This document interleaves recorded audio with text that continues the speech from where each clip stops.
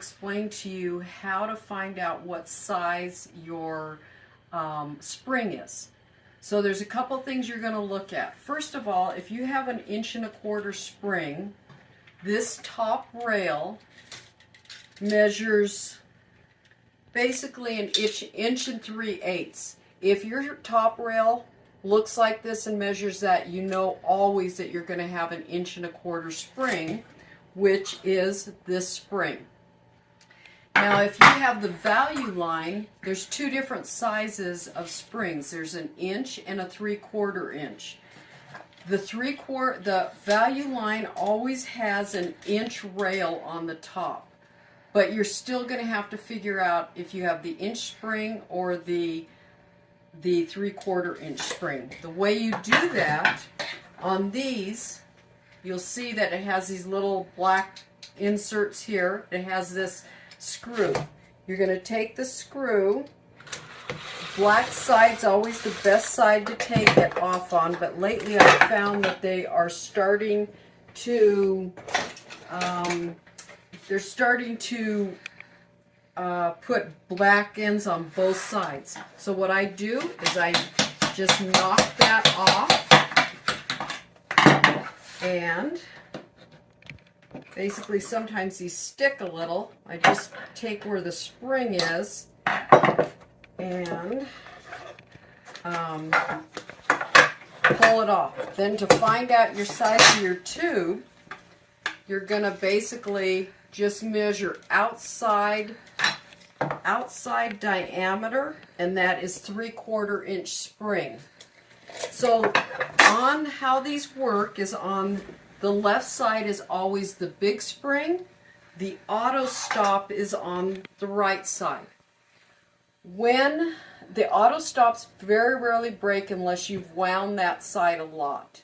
All this does is basically tells it where it's going to stop at the top. The other spring does almost everything. If it tells it where it's going to stop at anywhere when you're bringing it down, like so right there, it stopped there. If I want it to stop a little there. If it comes down and won't go up, or it won't stay locked, what it is this little pin. You can see it in all the springs. There's a little pin that gets dislodged. There's no way of fixing that little pin, so you need a new spring. So on that, basically on the bigger ones, either there's going to be 2 screws, you take these out, or some of them have just 1 screw on it. But always take the black side out. That's where your big spring is. Let me think. Basically that kind of tells you what you're looking for, how to find out the diameter of the spring for me. I also will always need the width of the blind. So this width is 21. Sometimes it will say on the top rail. Another thing to note is if it's an Irvine shaded door, most of the time it says it right here on the rail. If it doesn't, how you figure out whose brand it is Irvine always has their knob, a metal plate, and then their fabric.